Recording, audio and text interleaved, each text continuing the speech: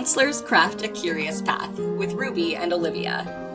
Hi, I'm Caitlin Ruby Miller, a multidisciplinary artist, singer-songwriter, therapist, and wisdom seeker with a background in opera, ceramics, and photography. And I'm Olivia Candosia. I'm an actor, theater director, voiceover artist, early childhood educator, and drama therapist. We are both neurodiverse therapists who strive to infuse more wonder, authenticity, and joy into modern life. We're here to share our hearts and stories, and in turn, listen to yours. Here we gather with you to craft the curious path of life, therapy, and art. Welcome and co-create with us.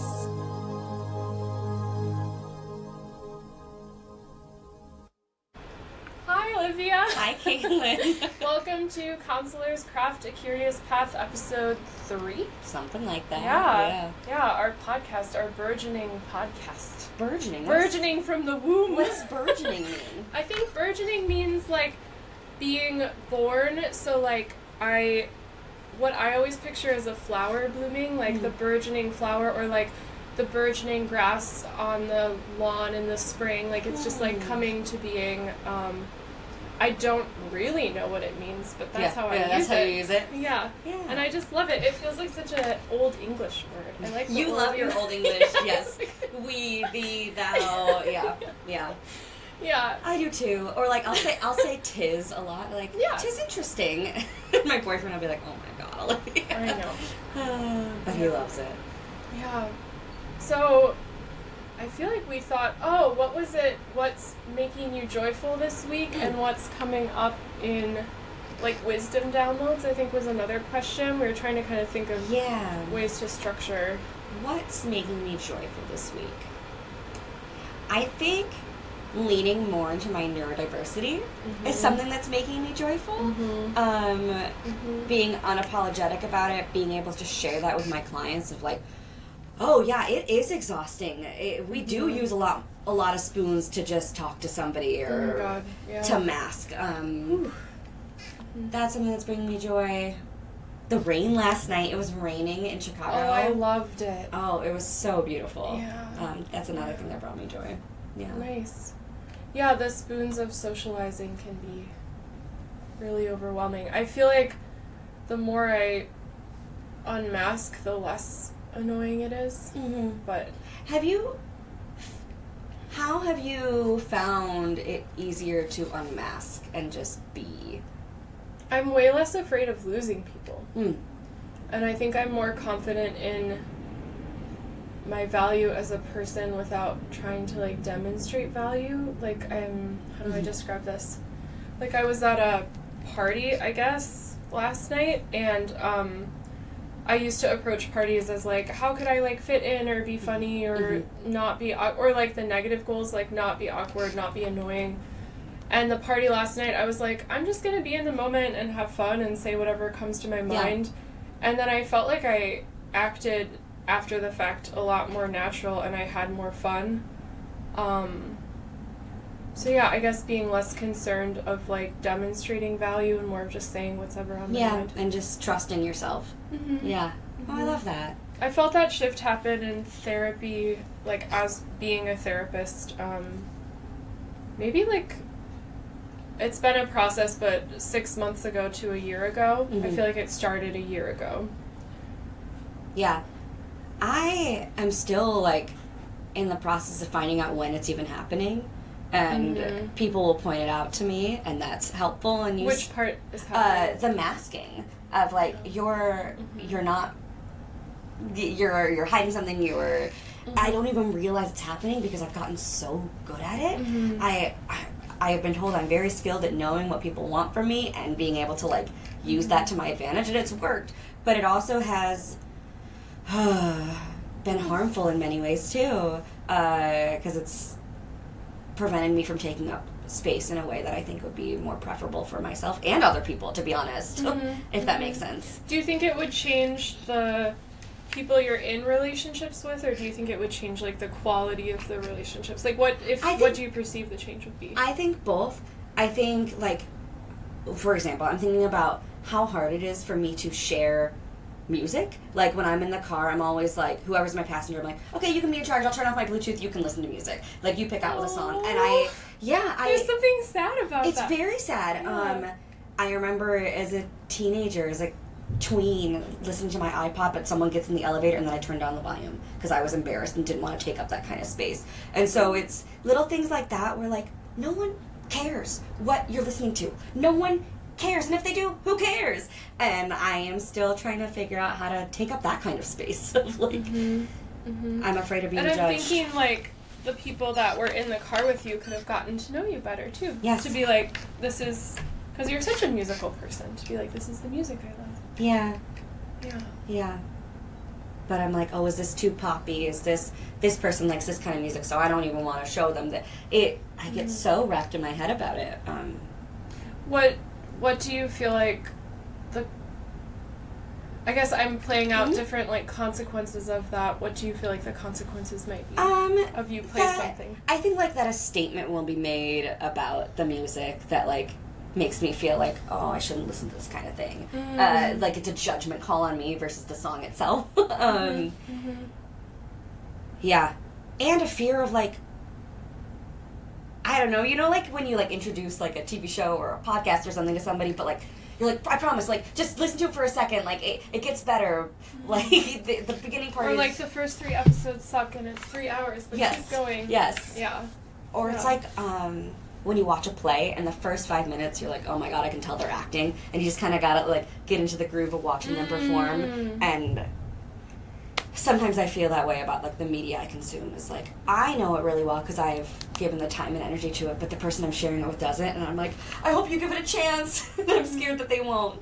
Yeah. Well, I guess I feel like there are maybe a few elements. If they like the piece of art you're sharing with them, regardless of the relationship, to what they think that piece of art means about you. Yeah. And then 3, the potential impact on the relationship. Yeah, I think it's and mostly I feel like 2. you're most... Yeah. Yeah. Yeah. As in, like, the second and the third, or just the second one? The second one. Maybe really? Yeah. So it's just about liking the piece of art. It's nothing about consequences it's to your about relationship it's about with them? the meaning attached to why I like it and the presumptions that they might be making.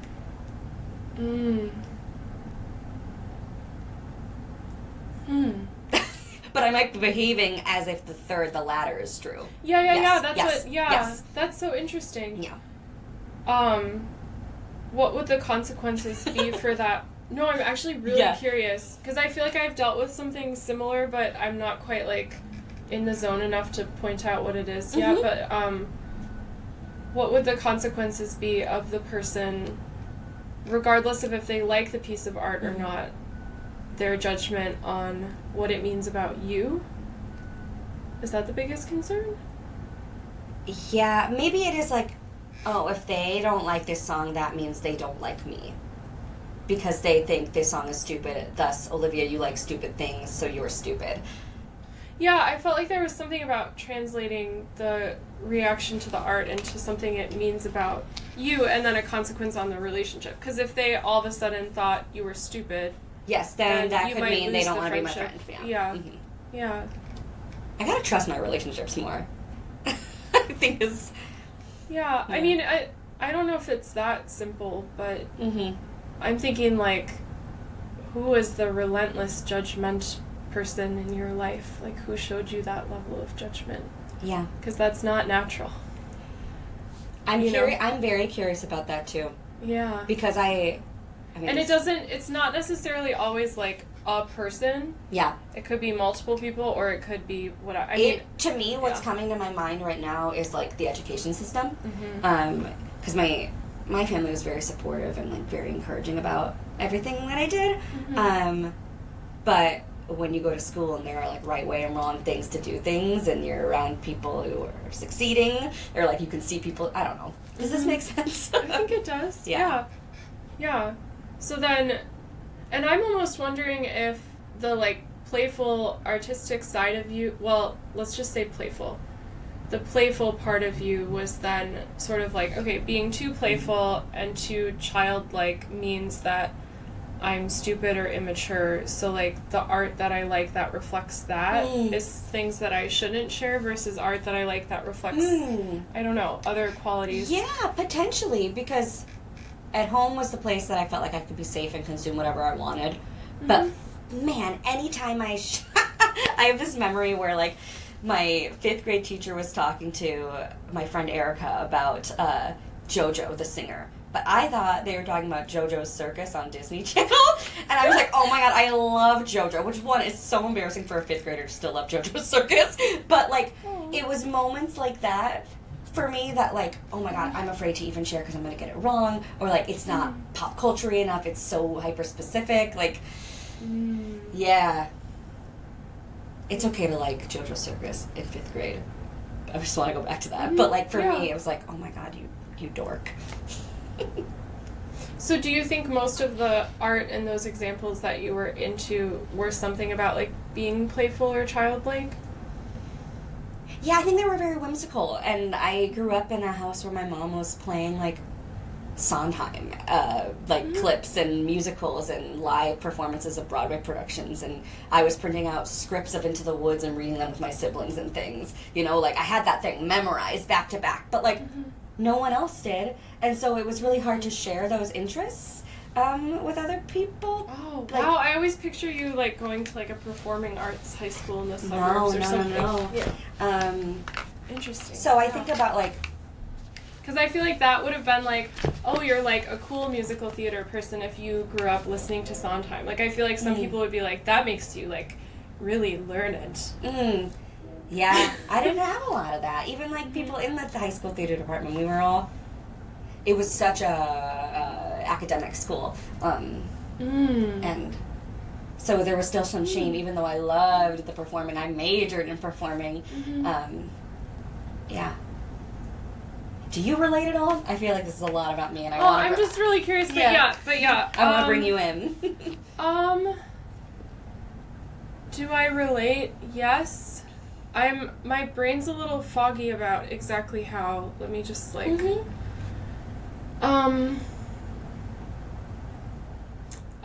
The thing that felt the most emotional to me, like from my own experiences that you shared, is about making yourself small, and I was thinking about how on the drive here, I was trying to harmonize with a thing I had recorded last night, like a new song, and once I felt someone drive up next to me, I was like, oh, I have to stop singing, I have to stop harmonizing, and I have to play the song that I did in my car, like, softly enough so people don't hear it. Yeah. Because it might be obvious that it's not like a song on the radio or something. And I was like, wow, making myself small. And then I thought, what is the consequence of this person in this, like, white sedan? What is the consequence of them knowing that I'm singing? And it's like, just being, like, perceived more than I already am for whatever other reasons, like the car I'm driving or the way I look or whatever, just all the other reasons that someone could look at you in a car. And I'm like, what is with this? So yeah, there was something weird, and I'm like, if I used all of my, this is the productivity person in me, but like, if I used, I'm gonna move this a little bit so if it cuts off, it doesn't cut you off. If I utilized all of my car rides to do harmony or just mess around with different songs I'm doing, I could probably do like twice the amount. And I know it's not just about the productivity, but it's just an example of like, I'm like, what is the cost of this? Yeah. I find the places I sing the most are my car, and I will pull up like YouTube karaoke for musicals and sing, and I always feel so good driving. But I do the same thing if someone, like, if I'm parked or we're at a stoplight, I'm like, just kidding, we're gonna wait to belt this song. But it is like, what is the consequence? A person that I'll see maybe once. Well, and I think about when I lived in Chicago and I would be in Andersonville and people would be like singing musical theater walking down the street with like a rainbow crop top, and I was like, I love that. Yeah. Like, it's not even a negative impact or a neutral impact. The impact on me is I love it. So I'm like, why am I not willing to be that person for that like very short, brief time? Maybe someone would laugh. Or maybe they'd be like, oh, that reminds me of doing musical theater back in the day that I heard this love that random song. Yeah. And sure, someone might get annoyed. that's okay. And I keep Yeah. forgetting that that's okay. Yeah. Yeah. Yeah, I used to talk about this thing of, like, if women followed all the patriarchal rules, we would be, like, starving, never talk, like, hunched over as small as possible. Mm-hmm. Like, I don't know. And so there's something about that. It's like, I don't know. Yeah. Making yourself small. And there's such a weird, disjointed part of me where it's like, I appear to be taking up space because of my colorful outfits and my voice, and I have a very strong voice, just the way I speak. Mm-hmm. But there are so many things that are being hidden, and it's like, Tell me about those things. I mean, it's the music thing. Oh. It's really the music. I am too. We totally have to. Yes. We totally have to come out of the music closet Did I together. ever Oh my tell gosh. you? I have. It's a 22-year-old Livia. I'm 30 now, but I made a video about how I was afraid to sing. Have I ever sent this to you? Please send it I to will, me. and maybe I'll post it. It's on my YouTube, but I haven't publicized it for like the world to see. Yeah. And it talks about how in high school we were singing Happy Birthday, and someone brought out a pitch pipe, and I was so sad because singing brought me so much joy before that, and then suddenly something that was so joyful became technical.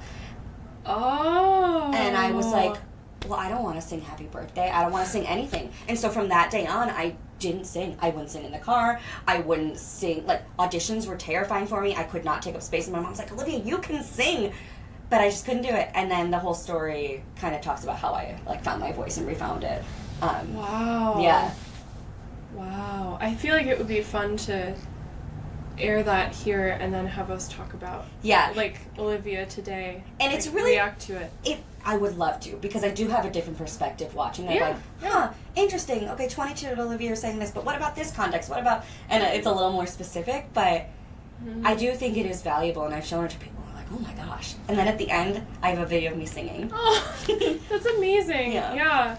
Yeah, I was thinking, I think I texted this to you last night that, or maybe to you, I don't know, well, time, but that I feel like it's taken 10 years for me to be even willing to share singing again after leaving opera. Yeah. Which is just, it sounds so dramatic, and I guess it kind of is. What's dramatic about it? That I think the people who knew me when I did sing would be like, I cannot believe that you have not shared your singing for 10 years. I think it would split into camps of like, with overlaps of like, you clearly loved this so much, how are you not singing and not sharing it? Like, okay, I'll try to be specific. You clearly loved this so much. I'm getting emotional, but it's okay, we're both emotional. Yeah. We'll cry. Yeah. Oh man. So, okay, multiple camps of like, I feel like one person would say, you clearly loved this so much, I can't believe you're not sharing it with other people. Mm-hmm. Then another camp would be like, you have this gift and you're not sharing it with the world. Like, it is your, like, literally your responsibility if you can make these sounds come out of your body to share. Like, sort of like, it almost sounds like a superhero thing or whatever, but like, it is your responsibility. Like, if You have this gift, use it. Yeah, but like, in a way of like, it brings people joy and potentially like healing. So like, it's like, so there's almost, and that, I don't think people intend this, but there's almost like a selfish component to it, like how dare you not share it or whatever. And then I feel like there's a third one, which is like, I really want to hear you sing. Can you sing for me right now? Like, can you perform for me? Like, so almost like the person who knew you when you sang, like, enjoyed hearing you so much, like, will you just sing for me? Like, and so yeah, I feel like in the context of like people like really wanting me to continue to sing and reminding me of it for 10 years. Like, I still go back to my hometown and people are like, when are you singing? Do you have a video I could listen? Or like I want to hear you sing. To then not do it for 10, I feel like that's... Well, surely there's a reason, though. Surely there is. Yeah. Surely. So dramatic. So, like... No, but yeah. But I mean, there's a... I don't really know. You don't know? I mean... I have theories, but one of the theories it relates to is, like, not wanting to be perceived. And I feel like Or being perceived as like a vain thing. We've talked about this a little bit. With like, if someone sees me, that means I'm like a show off and like I'm balanced. Is that? Yeah, there is something, I don't know exactly how to put it, but some judgment I had of artists, particularly like performing artists, where it would be like, why do you want or need so much attention? I don't think I have that anymore as much, but I did have that for a while. Yeah, like no, I get that.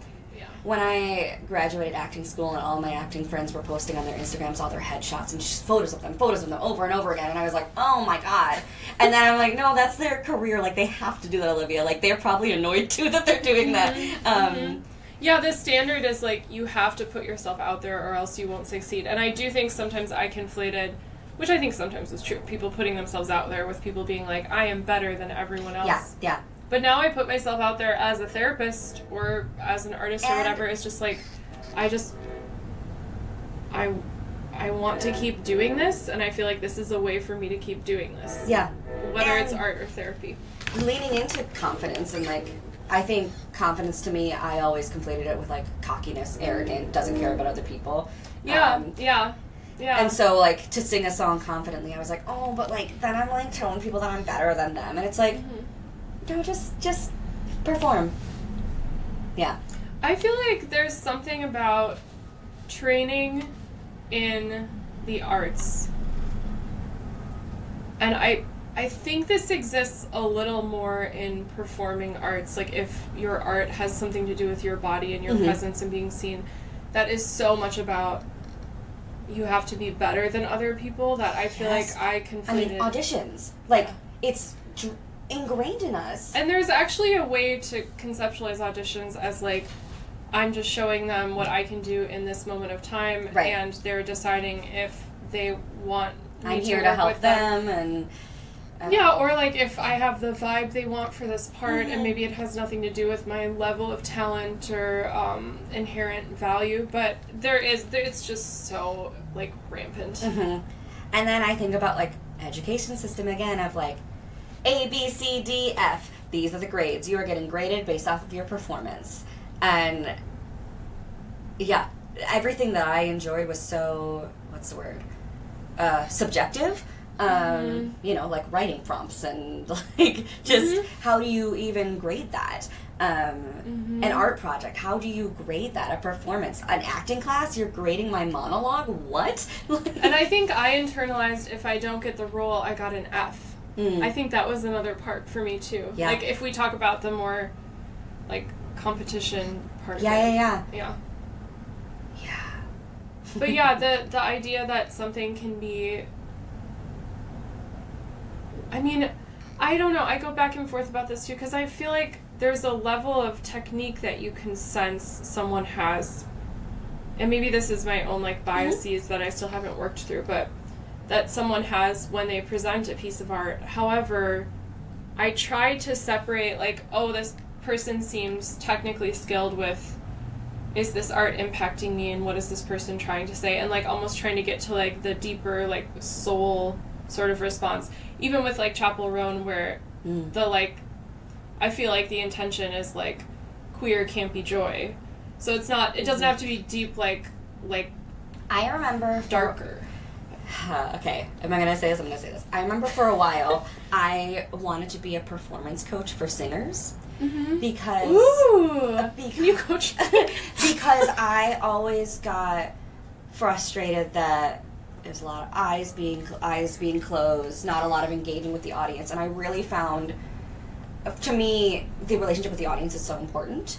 And I'm like, oh my god, we could really be amping this up, and like, and I remember I was like reaching out to musicians, but I don't have like a good music background or a strong music background, so a lot of them are like, what the hell? But I would go to some like bars in the city where performers are performing, and I would talk about suggestions of how to like be a little more engaging, or like make a joke in between sets, or like whatever. I don't know where I'm going with this, but yeah, I don't know where I'm going with this. Oh, well, I feel like it relates to what I said about technique, because all of that has nothing to do with technique. It's about, like, you're putting on a show, how are you communicating your art? Oh, you know what I'm thinking? About, but sometimes they would interpret my feedback as not, like, they're like, no, what I'm doing is just like me, it's my soul. But I'm like, we could pull out a little bit more soul. You don't even know what you're capable of. Well, I also feel like a way to say that is, hey, I can see that you're communicating your soul, and I have a feeling, or I have an interpretation that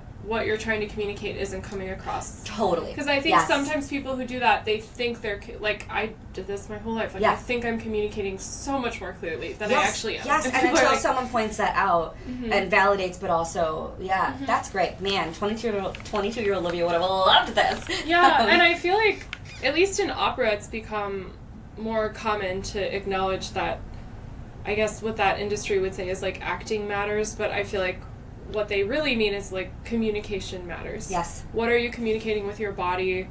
What are you communicating with the words versus just the technical prowess? And I mean, there's a reason why pop princesses are, like, exploding now, because there is, like, that connection, and I mean, there's a reason Taylor Swift is so popular, too, like, her storytelling, and I mean, not everybody has to do that, but there is merit to that, Oh, totally. Yeah. I got distracted. Yeah. By footsteps outside. Yeah, I wanted to turn up the air purifier, but then I realized that's white noise right by the microphone. And I'm like, it might be better to have little bits of background noise once in a while instead of the... But, yeah. But it is distracting. We work by, like, a construction nonstop. And does it impact your sessions at all? I'm curious. Like, in your room, is it loud? I would say it only impacts me if there's, like, a novel sound. So if there's beeping and sort of annoying things, but it's consistent, I don't notice it. But if it's, and I think neither do my clients, but if it's something where there's, like, one huge noise all of a sudden, then sometimes I feel myself, like, panicking because my gut is like, oh, break-in? Like, danger, like, or whatever. Okay. So, yeah, but, anyways, I just was thinking but it is distracting, yeah. Yeah, it's nonstop. But that actually rolls me back to something that's bringing me a lot of joy that I feel like did you answer that? Oh no, we didn't answer the wisdom downloads thing. Okay, great. But my whole point was just to start a conversation. Like I know some podcasts are like, we're definitely going to answer these questions, but who cares? But what I'm realizing about the music I've been making lately is I think it is communicating more than I actually ever have through any art form. Because, for example, I feel like photography, I was mostly trying to communicate beauty in different forms. And when I would have, like, a theme or a story, I think sometimes it worked, but it didn't feel like it had, like, a thesis and a core. When I was performing opera, it was more of, like, how can I do this role really well? Ceramics, I feel like I got to a place right at the end, which I'll probably do more ceramics, but for context, I'm moving, so I left my ceramics, wow, I feel like crying. My ceramics studio, which I loved, and lovely studio mates and all that stuff. But I feel like towards the end, I was like, okay, what is the statement I'm trying to make? But with the music I've been making lately, I feel like I'm finally communicating something, and that feels so beautiful that, like, I've done the work, and I'm like, maybe it's okay if I took 10 years off, in the sense of I was trying to figure out what I have to say, not identifying. Just technique. Yes. Yeah. And what are you trying to communicate in your songs right now? I started one love song, and I would say it's like 80% done, and it's a song about connecting nature and my love for my partner with nature, and using, like, metaphorical elements that are actually very specific to the relationship. And so the idea is, like, a beautiful relationship is like a garden, an evergreen garden that, like, grows. And then, so that's that one. And I can go into more detail because I'm realizing that's probably more vague, but it's still... No, it was helpful. Oh, okay. Yeah. And then another one is about dueling with an abusive ex-partner, and it's images of, like, being abused and being caught in a cage, but then there are moments of it where it's like, and I broke free, and so there's that. And then the thing I love about this song is in the chorus, I do like little like coloratura bits, so it's like it's like really fast singing, like going through notes really quickly.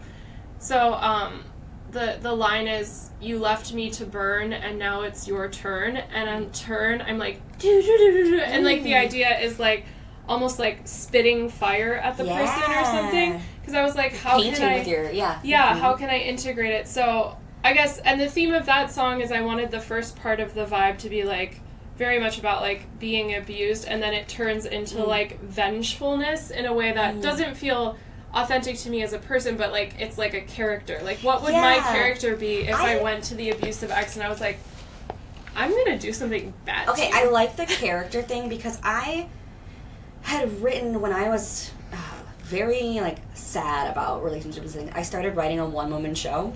And if I say the title, I feel like someone might steal it. But you know what? Do with it what you want, because it's a good dang title. Or you could say it's copyrighted. I was in the process with my friend at the time to write a script called "If You Give an Ex a Text," just like if you give a mouse a cookie. And to make it kind of, then this will happen, then this will happen. But I tried writing that years later, and it just wasn't resonating with me anymore. And I'm curious, for you, you're writing about an abusive relationship, and now it sounds like you're in a healthy relationship. And, like, why are you writing that song? Or, like, what, I don't know. Oh, it feels healing in the sense of, okay, this is a little bit of I know you're in a healthy relationship. I don't know why I said it sounds like no, it's helpful. I'm not talking about my current partner at all. The thing I'm thinking about is when Chapel Rowan does interviews and she talks about developing the personality of Chapel, which is different from Kaylee, because Kaylee is her like given name and she still goes by that. And so I'm like, if I developed almost a persona that I could make music through, which I think could be useful to me because then there's more separation. What would that persona be? And I feel like in that song, it would be like a vengeful coloratura soprano who's like ready to like duel. And I'm going to say it again, like the role thing. And as someone who studied drama therapy and like talks about the roles we play or roles we want to lead into, and why I love acting is because we get to tap into parts of ourselves we normally don't. I have never thought about that for creating art for myself. But that's such a good point. Yeah, so the love song that I wrote feels very much like me right now in the moment in my relationship. And then the dueling one feels like, it also, I'm trying to make a statement too about like, what would it be like if, for example, this isn't an example in the song, but like if an abuser is trying to strangle you, that, and obviously usually this is not the case that people are strong enough to fight back physically, like, so I'm not trying to say that people usually are, but if we could somehow just be like, you know what, I'm not only not going to just run away if I can escape, I'm gonna strangle you too.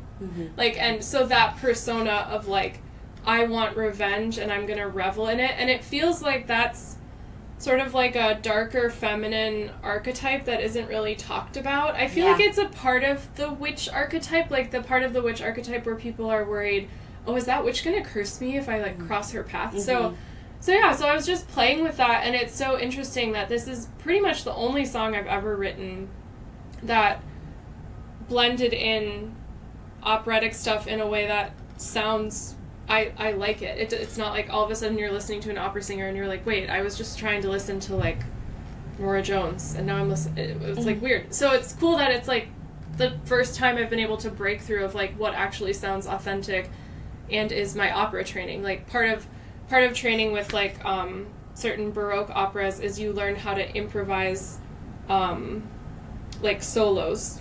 And so I'm thinking about my example with the singing and how I was never about technique, I was about connection. Which is, I think, matters more than technique. Well, I think passion is so important, because if I don't see passion, I don't give a shit how good you sound. I really don't. And maybe maybe I'm the minority there, but I don't think I am. Of like, well, I think there are basic things, like, I think the average person can usually tell if someone's, like, out of tune. So we could go more into what we mean by technique at some point. But anyway, continue. For sure. But when I'm watching someone perform, I'd rather have the great actor than the best singer. Oh, yeah. And I think that's why I like musical theater songs, because there's a lot of, like, opportunity for talk singing, which I think I'm very skilled at. Because I don't know, there's more room for... I don't know what it is. It also feels more cathartic to be present, like, in the way you're talking about while you're singing or making any sort of art. Like, there's a piece of, like, emotion in this that I'm, like, getting out of my body. And a customization, almost. Yeah.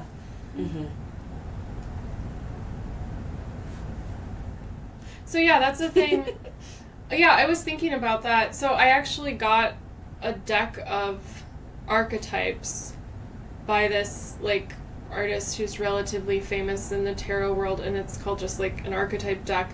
And I thought, I'm going to put this next to my piano and just pull them out and see what comes up, because I feel like when artists talk about having alter egos that help them separate their, like, identity as, like, a human through their entire lifespan with the art they're making, I feel like a lot of that is archetypal, and I'm thinking...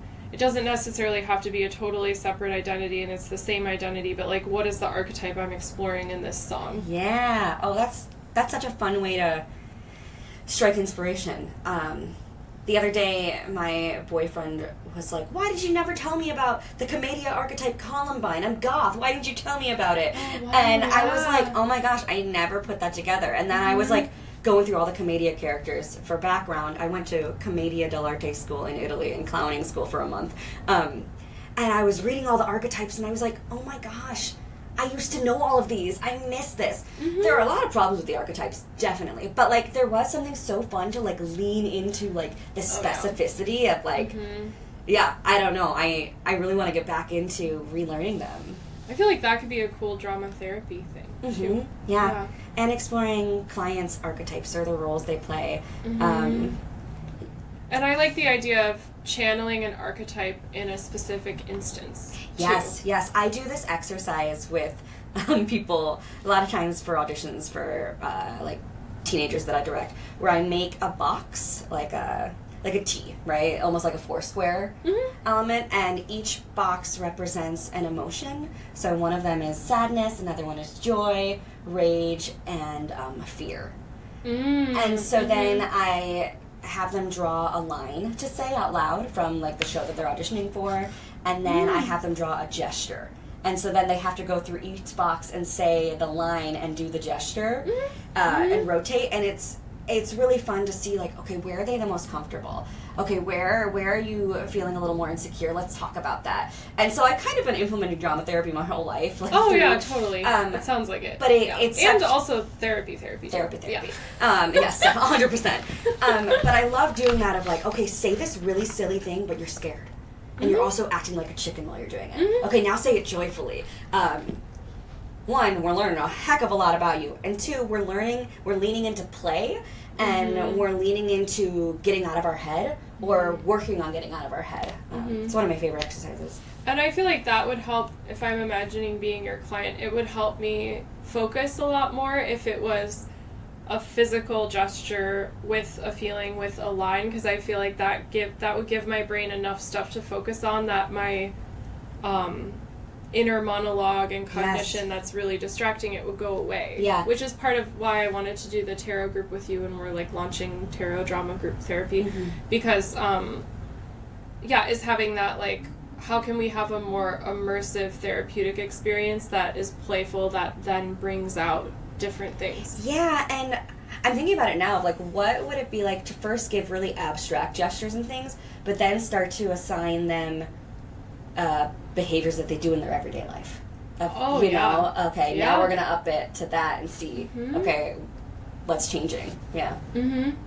Yeah, and I'm curious, too. I'm thinking about this. If you started with abstract, got people kind of in the zone, more in, like, a flow state, and then but before all of that happened, they identified, like, this is a habit I want to change. I'm wondering if there could be a way to almost, like, program a different movement that would be a new habit they're moving towards out of an old habit, if that makes sense. It's rewiring the brain in a sneaky way. Yeah.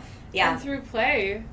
And that, of course, I'm having... Sorry, I'm getting distracted by me talking because I'm not used to talking so much. This is such a good thing for us to practice. Yeah, this is such a good thing. Yeah. I have my own stuff around that, not exactly talking so much, but like being perceived as an expert or someone caring enough to listen. Yeah. Or I'm thinking showing right up on now... the internet. Oh, thank you, Caitlin. That's actually really comforting to hear. Yeah. I'm thinking about how hard it is for me to meld drama therapy into the counseling world because I'm still in school for counseling, and so I haven't yet really used any drama therapy techniques with my clients. And I was asking my drama therapist friend today, like, how often do you actually do that with your counseling clients? And she's like, it's about 50% of my caseload, but honestly, it took me a while because I wanted to like build rapport and like wanted to build that trust up first with them. And yeah, so I'm still kind of working on like figuring out that identity of what. I also don't have anybody in person, and I think it's easier to do drama therapy in person. Yeah, and I feel like you having, potentially like doing a teens group in Northbrook in person or something like that. I can't wait. I know. Yeah. I know. I hope you do that sometime this year. I bet would be Margaret would. Yeah. Yeah. But yeah, here's my initial thought with the caveat that I'm not a trained drama therapist. Yes. I think that the counseling world, similar to many other parts of society, they sort of, they've broken each other up as like distinct different categories for the purpose sometimes of like, hey, we have something new that we want to teach you or whatever. I think there's much less of a line between the two things that, like, let's say like straight up talk therapy counselors, which there are different like theories, and then drama therapists. And so I would think that there could perhaps be sort of like an eclectic version of it that you could meld where maybe a client wouldn't even be like told they're doing drama therapy in the sense of, and I feel like that could probably happen, I don't know, 70% of sessions a week, but that's a thing that I feel like you have to develop. Yes, because right now it's so binary. Yeah, you've been taught the binary, and I have never melded them, Yeah, and unfortunately, like, that's a path that I think right now the counseling field, you kind of have to go down mostly on your own, unless you could maybe find another person trained in drama who's willing to be like, hey, it's not all that different. Yeah, like, I would love... Maybe I'll reach out to my drama therapist friends who are also counselors and say, like, can you just pretend I'm your client and, like, show me what you would do with this kind of situation? Find some language for it, because right now it is really, like, I'm alone in this. Yeah, it seems like your drama therapy training, which totally makes sense, has been, like, these are exercises you can do if you are practicing drama therapy. Yes, and... It can be its own thing. You don't need a counseling degree to be a drama therapist. Oh, I didn't know that. Yeah. You just have to have a master's degree in, like, performing or in psychology, something related to the field. Oh, interesting. Yeah. So maybe you can't, like, bill insurance if you don't Correct. have... Yeah. But when I was searching to be a drama therapist, the best advice I got was get a counseling degree. And honestly, I am so grateful I did. Because it just makes sense for the things I want to do and the communities that I want to help. Yeah. Yeah. Anyways. Yeah, so I'm guessing there's like a middle ground where you could feel like you're showing up as a counselor and a drama therapist, and that is part of your like identity as a therapist, but I don't know what that looks like because I'm not trained in drama therapy. But I'm curious about your counseling identity and incorporating what is my art or like creativity and what that looks like for you. Because I was just trained as like a general counselor, so it was clinical mental health counseling. There wasn't a specific like art therapy or family therapy or the different like sports psychology, because there were more specific programs. I would say my version of like melding things has been much more about melding my identity and experiences as a human being with being a therapist, and I had a session this week where I did that and I leaned into it, and I definitely would have been too afraid to do it like a year or 2 years ago. And the client was like, this was so deeply impactful. Yeah. I don't even have words for it. Like, I am speechless because of like how essentially real you just were with me. So that's been more of my melding. So I guess the different identities I would have that I could maybe like is an intuitive person, someone who struggled with chronic illness, an artist, lots of other things, but I feel like those are the main ones that come up. Oh, and then sort of the like ADHD, neurodivergent, perfectionism, gifted kid sort of stuff where it's like your story is huge in your counseling process, like you. Yeah. And that goes back to I think in our first episode when I was talking about like if you have not done the thing in your own life or tried the thing in your own life or walked a similar path, even if the advice you're giving or the feedback you're giving the client, because advice, people have weird associations with that word, it might not land in the same way. So I think like bringing things back to yourself and your experiences and your identity and melding that with the experience of the client is so much more powerful. Yeah, it's really beautiful. It's, I, for the first time, cried in a session, which I'm amazed it took me this long, last Friday, and I didn't feel bad about it. I was like, wow, no, this was like real empathy, and like we were in it together. I would say I like tear up in probably one session a day, and I'll do between 3 to 7 sessions in a day. And usually it's either the client is tearing up and something like deeply either like happy, sad, whatever has happened to them. And usually when I tear up, they'll kind of smile a little bit with like recognition, like, wow, you're my therapist and this is your job, but you care about me in a way that I have not experienced. Sometimes, honestly, with anyone in their life ever, sometimes with other therapists, sometimes it's like, oh, my primary romantic partner and I feel like they understand me in this way. But so it's just and those moments and that like infusion of joy and empathy and understanding is like, it matters so much. And the tools and the frameworks and the challenges and the homework and all of that matters too, but the like connecting with a person. I'm also thinking about how you have like in your office you've got like the ink block things, and I think you've got like puzzles over in the corner. Do you use those? And no, you just have them. You just have them. Yeah, the puzzles are, my mom owns a store where she sells puzzles, and she gave a lot of them to me, and I was like, I should bring them to work. I never use them, so I'm hoping to give them away. And then the ink blot, I think I would use stuff like that more if I saw more in-person clients. Sure. Yeah.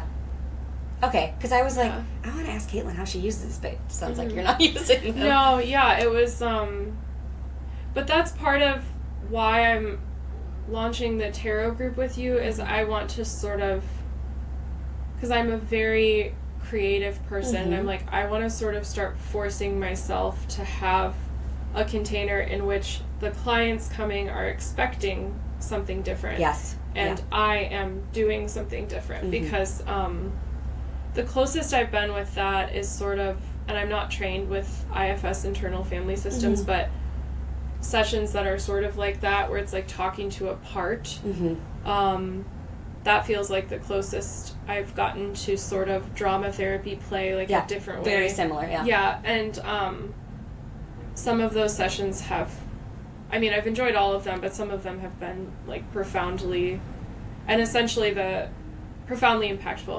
And essentially the feedback I'll get from the client is, wow, because I skipped all the caveats, I skipped the whole like, I know this is irrational, but, or like, I know this isn't true, but then I got to the depth of it much faster, and usually there's some sort of like crying or like release. I have found that I am a little scared to bring drama therapy into the room too, because of the buy-in. And I think that's part of the like binary you've been sold. Yes. And even for myself as a student who has taken drama therapy courses, sometimes it took me a bit to buy into it. And I was like, are you kidding me? This is so dumb. And so I'm attaching that to like, oh, your client probably is going to think the same thing. Instead of using that as like, that's also information. And it's all grist for the mill. Well, and also I think a lot of people, depending on how you frame it, if it's like, let's talk to the part of yourself that wants to break up with your partner, but you're afraid to access it because you think that means you will or should. If your anger could speak, what would it be saying to you? And I feel like that is literally what happens in our heads all the time. Yes. Like, there's a I agree. I'm like making it this big thing when really like... Well, it can be a big thing in the sense of there are certain types of drama therapy, and you know much more about this, where there is very much an intentional container and lots of sort of things that feel atypical to get into it, but talking to a part of yourself is something we do all the time in our heads. I think, yes. I've been thinking about that for, like, eating disorders, too, of, like, okay, what is your eating disorder saying? Like, I don't know. I just think about how that's also, I don't know if that's a part, but it's... I guess it is. Well, it could be like the voice in you that encourages you to engage in what you're identifying as eating disorder behaviors. So I would get like specific about what is the thing that you're associating with eating disorders that you do or that you think. So it gets out of the pathological language, and then talking to that part, and that part might say things like, I'm so envious of you that you're out of the pathological language more than I am, because I'm still, like, using the language of, like, disorders and things, even though I don't even, like it. It's just, like, what my vocabulary knows, and it's nice to hear you. Yeah, but also, I mean, thanks, but also, there's a time and place for it, because disordered pathological language is so a part of our culture that I think what I've noticed with clients is if you don't start by really addressing it and seeing it and helping them know that you actually do understand them and you're here with them, that you're not just like that, oh, I'm a pathology buster. Sure. That's like developing the relationship, and it can get so powerful, because if you say, what do you mean by eating disorder, and then you go down the path, then sometimes it gets to like a much more real sort of like raw answer, and then you can actually, I feel like, address the heart of it. I like that. Yeah, but yeah, I like working in inpatient psych. I had to work so hard to undo. Yeah. I think that's another hard thing for me too, is because I'm doing both simultaneously, working at a psych hospital and working here. And also school. People don't even notice how much it's reinforcing. Like, I remember in my diagnostic class where they were teaching us how to diagnose people with the DSM, the case studies they presented, I think if I looked at them now, I would just start laughing. Yeah, I have to do a presentation on Wednesday based off of a client that has given me consent to record their voice. And which is a part of being an intern as a counseling, like all to give background. And my teacher was asking for like my case conceptualization of it, my goals that we have, and it's just like, I don't know, just having to write down a diagnosis and having to like. Because it's weird. And it's a hard thread or needle to thread, because, for example, right now, currently in this country, you cannot get reimbursed by insurance without giving a client a diagnosis, and the diagnosis has to feel reasonably provable or whatever. Yeah. So it's not like we're not diagnosing people. I just think we're challenging the implications of the diagnosis. I remember when I first started grad school, we were learning about like selecting highly effective treatments, and I got this whole book about like the best treatments to do for, whatever, this kind of patient. And then I realized like, oh, that's not how it works. It is so not black and white. It is so personalized. Like, you cannot just, if this person has this is the most effective way to work with them. I'm going to cough. And just... That's the fastest way for a therapist to be replaced by AI. Yes. Yeah. Yeah. I have, like, a pet theory about BetterHelp that they're going to use, like, transcripts. I don't know about from the clients, but maybe from the therapists of, like, oh, this client is on record with having an eating disorder. These are the things that, and then just be like, and now BetterHelp is rolling out at the end of 2025 AI therapists, which costs $9.99 a month instead of, like, I think they charge like $80 minimum a month. And I'm just like waiting for that day. And I have many opinions about it. Like, obviously it hasn't happened yet, so that's a major thing, but there are certain things that I think could be useful about generic advice that maybe, I don't know, democratizing it, like, anyone could get, but the actual, like, real therapy, like having a relationship, getting really specific, is something that cannot be replaced. But anyway, but I think of that, like what you're talking about, that system of thought as the precursor to, like, okay, well, now we can replace the therapist at these IOP programs with, like, robots. Yeah, and I have heard from people before that, like, oh yeah, I've done AI therapy where I'll just type in a chat box, and then they've said they'd enjoyed it, and I'm like, yeah, so yeah. It can be useful. It's just not the same as. It's not, and it's not the same at all. It's not. Yeah. Yeah. I don't even know what word to. It almost feels like what were those things called? Encyclopedia. Like a personal encyclopedia where you say, this is the thing that's coming up for me, and then the encyclopedia is like, oh, if we flip to page 335, most people who say this thing resonate with this thing. I mean, it's pretty much that. It's literally what it is, yeah. Yeah, and like, I don't know, it's a faster encyclopedia. There you go. Yeah. And yet, the encyclopedia cannot... It's not a relationship. Yeah. It's not gonna... And it's not specific. Yep, and the client can choose what they want to share and what they don't share. Well, and also... I mean, that's always the case, but, like... The human therapist, there's a different person that you're building a relationship with, which has so many healing qualities to it, a lot of modeling. You feel it in your body, you feel it in your soul, as well as it is a separate person that is not programmed, and so the feedback they're giving you is not something that can be computerized. Mm-hmm.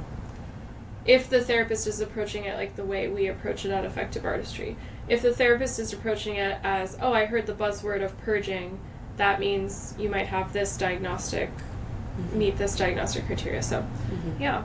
But I think we should probably start wrapping up because we're close to an hour. Yeah. So I guess a couple things. This is Counselor's Craft to Curious Path.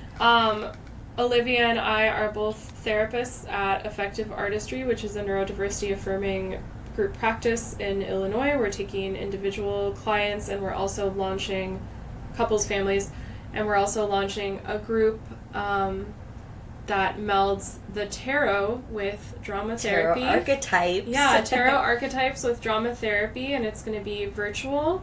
So if you want to sign up for the wait list, you can, and if you want resources from us, if we were interested in maybe people suggesting topics, I think that could be lovely. What do you want to hear about? Yeah, so that's just kind of our background as like I think of it as like an outro.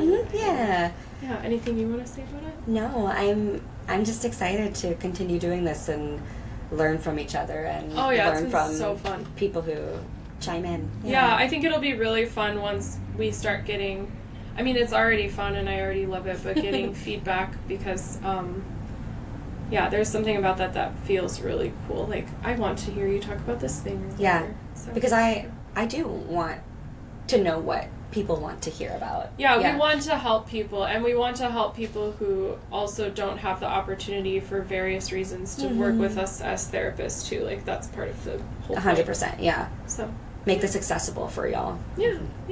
Awesome. Well, thank you, Olivia. Yeah, thanks, Caitlin. We will be back soon, all right? Yeah, we will. Thank you. Bye.